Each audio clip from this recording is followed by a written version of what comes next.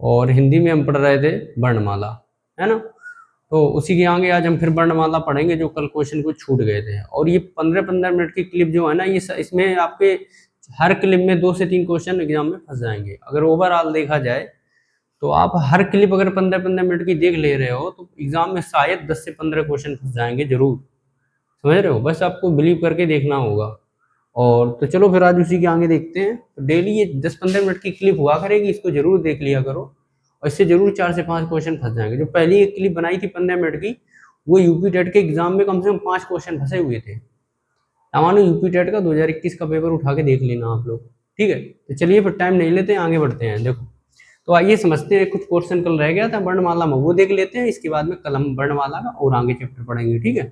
तो देखो वर्णमाला जो है, हिंदी में वर्णमाला में उच्चारण के आधार पर, मतलब हिंदी वर्णमाला में उच्चारण के आधार पर अगर वर्ण देखा जाए तो 45 होते हैं, ठीक है। और 45 में 10 स्वर होते हैं, 35 व्यंजन होते हैं, जो कि पीछे वीडियो में अच्छे से डिटेल में बता चुके हैं कितने 10 स्वर कौन होते हैं और व्यंजन कौन होते हैं, आप जाके देख सकते हो, ठीक है। लेखन के आधार पर अगर देखा जाए तो 52 वर्ण होते हैं।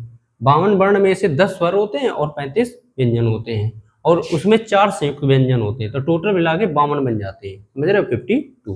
मतलब लेखन के आधार पर 52 वर्ण होते हैं, 52 में 10 स्वर होते हैं, 35 व्यंजन होते हैं। तब 52 कहाँ से हो जाते हैं, 4 ये संयुक्त व्यंजन और बढ़ जाते हैं इसमें, ठीक है। ये मानक है, इसमें माना गया है कि 45 ही वर्ण है, मानक बिल्कुल स्टैंडर्ड। और ये क्या है, यहाँ से कुछ एक्स्ट्रा ये 4 संयुक्त व्यंजन जोड़ दिए गए। इस तरह ये लेखन के आधार पर कितने हो जाते हैं, 52 वर्ण हो जाते हैं, ठीक है।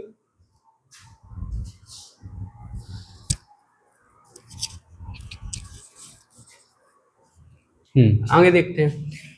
अब इसमें कुछ वर्णों में, वर्ण को लेके विवाद भी है, बहुत सारे विद्वानों में विवाद है। विवाद इस बात का है कि कोई विद्वान कहता है कि 45 वर्ण है, कोई कहता है 43 है, कोई कहता है 51 है, और कोई कहता है 56 है, कोई कहता है 55 है। देखो हर विद्वान का अलग अलग अपना मत है, तो हमने आज उसको ला के रख दिया है किसने, किस विद्वान ने कितने अक्षर माने हैं, कितने वर्ण माने हैं वर्णमाला में, ठीक है। जैसे कि विवाद ये है कि वर्णों की संख्या को लेके विवाद, जो कि अभी बताया। क्या विवाद है, कामता प्रसाद कितने मान रहे हैं, विवाद क्या है, वर्ण के पीछे विवाद है ना। अब कामता प्रसाद जो है वो कितने वर्ण मान रहे हैं, वो वर्णमाला में वर्णों की संख्या 46 मान रहे हैं। कौन मान रहे हैं, कामता प्रसाद, समझ रहे हो। इसलिए उन वर्णों की संख्या कितनी मानी, 46। याद रखना, एग्जाम में पूछ लिया जाता है, ठीक है। और किशोरी दास वाजपेयी के अनुसार देखा जाए तो वर्णों की संख्या 43 है। कौन कह रहा है, ये किशोरी दास वाजपेयी कह रहे हैं कि वर्णों की संख्या 43 है, ठीक है।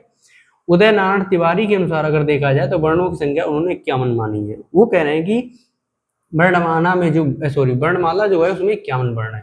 लेकिन इसी के बाद में एक और विद्वान आ जाते हैं, धीरेन्द्र वर्मा जी, वो कहते हैं कि इसमें वर्णों की संख्या 53 है। वो कहते हैं वर्णों की संख्या 53 है। तो सबके अपने अपने मत हैं, बस ये उनका मत हमारे लिए एग्जाम में क्वेश्चन बढ़ा गया।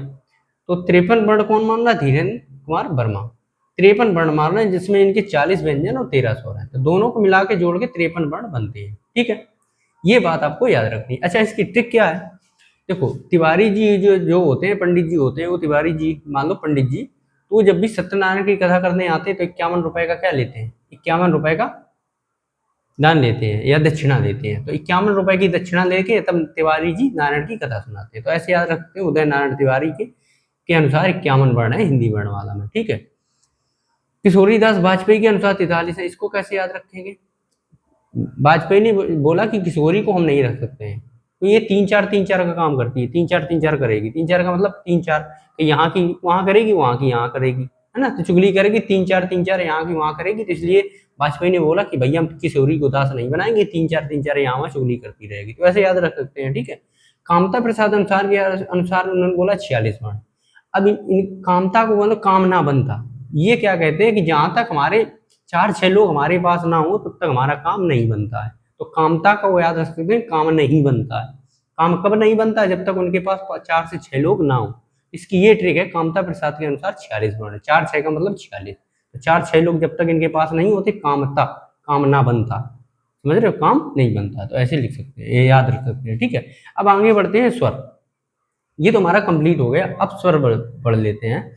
अब स्वर कहते किसे हैं, स्वर को इंग्लिश में तो वॉवेल कहते हैं, स्वर को इंग्लिश में वॉवेल कहते हैं। अब स्वर की डेफिनेशन क्या है, स्वतंत्र रूप से बोले जाने वाले वर्ण स्वर कहलाते हैं। मतलब स्वतंत्र रूप का सीधे से मतलब है उनमें और कोई व्यंजन ना जोड़ा जाए। व्यंजन मतलब जानते ही हो, तो का से लेके यहाँ तक अक्षर हो तो उनको ना जोड़ के, बिना ही जोड़े, बिना ही बोले और कोई वर्ण अगर निकल आता है तो वो स्वर कहलाता है। ठीक है, दूसरी लैंग्वेज में हम ऐसे समझ सकते हैं, जिन्हें बोलने के लिए दूसरे वर्ण, मतलब दूसरे वर्ण का मतलब है कि व्यंजन की सहायता ना लेनी पड़े। तो जिसे बोलने के लिए व्यंजन की सहायता ना लेनी पड़े उन्हें स्वर कहते हैं, या स्वतंत्र रूप से बोले जाने वाले वर्ण को स्वर कहते हैं। तो इस तरह आप डेफिनेशन जो आपको इजी लगे वो आप याद रख सकते हो। वैसे कभी कभी ये डेफिनेशन दे दी जाती है, ऑप्शन में 4 ऑप्शन दे दिए जाते हैं। यूपी टेट में क्या किया गया था, स्वतंत्र रूप से बोले जाने वाले वर्ण को क्या कहते हैं। ऑप्शन था स्वर, व्यंजन, और इसके बाद में 2 ऑप्शन और थे, द्वित्व व्यंजन था और एक ऑप्शन और था वर्ण। समझ रहे हो, तो इस तरह आया था आपका। ठीक है, अब थोड़ा और आगे बढ़ते हैं। तो ये अब इसके आगे स्वर तो मैंने जान लिया, स्वरों का वर्गीकरण हम पढ़ेंगे कल।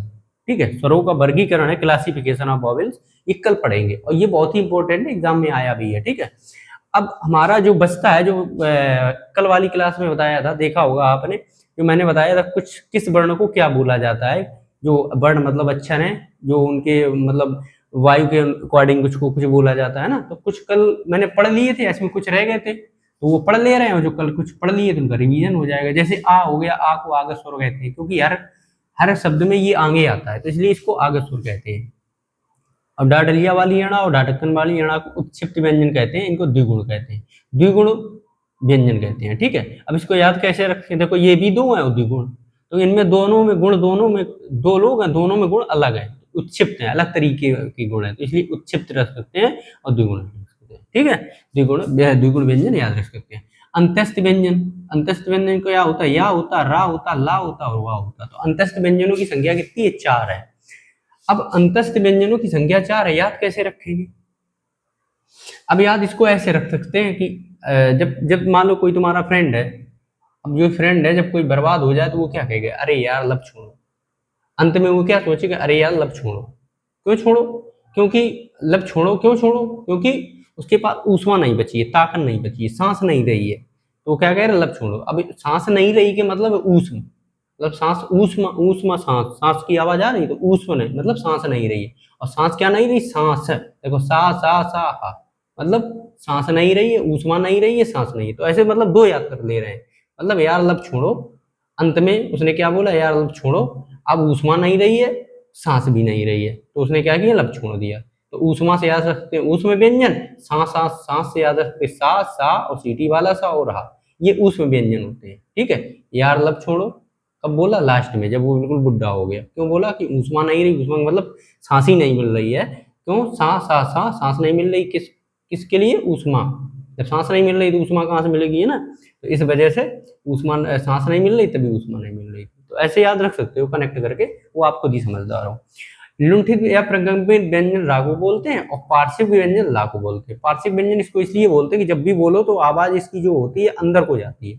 पार्श्विक माने होता अंदर या उल्टा, इसलिए इसको पार्श्विक व्यंजन बोलते हैं। चाहे बोल के ट्राई कर लेना, कभी भी एग्जाम में बैठो अगर ऐसे वर्ड आ जाए तो आप खुद उसको बोल के ट्राई करो, खुद ही कंफर्म हो जाएगा, तुरंत आंसर लगा दोगे बिल्कुल सही। ठीक है, या और वाह को अर्ध स्वर और अर्ध व्यंजन बोलते हैं। अब ये नहीं बोला है या और वाह को अर्ध स्वर क्यों बोलते हैं। आपने देखा होगा जब भी कौवा लिखा जाता है, कौवा, तो देख रहे हैं यहाँ पे वाह वकील बनती है। ठीक है, और कहीं कहीं कौवा आप ऐसे भी लिखा देखते हो, कौवा। तो यहाँ पे देख रहे हैं व्यंजन की जगह स्वर ले लेता है और स्वर की जगह व्यंजन ले लेता है।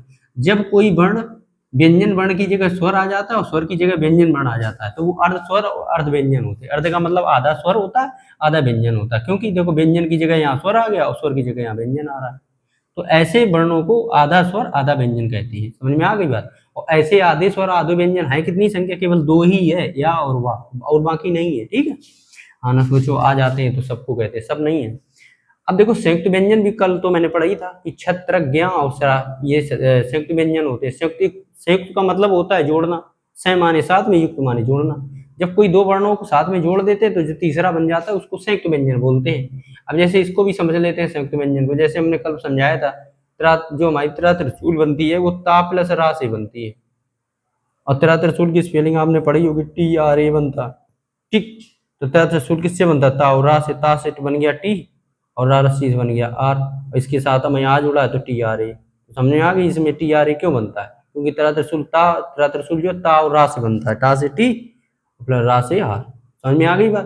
तो ये आज का था, इसको जरूर रिवाइज कर लेना, इससे 1-2 क्वेश्चन जरूर मिलेंगे आपको। और ये भी कभी कभी आ जाते हैं। तो इनकी ट्रिक तो आपको समझ में आई गई होगी। तिवारी जी जब कथा कहते हैं सत्यनारायण की, तो 51 रुपये का दान लेते हैं, या 51 रुपये का जो भी आपका है वो करते हैं ना। इस तरीके से आप याद रख सकते हो। ठीक है, मिलेंगे नेक्स्ट वीडियो में। Thank you.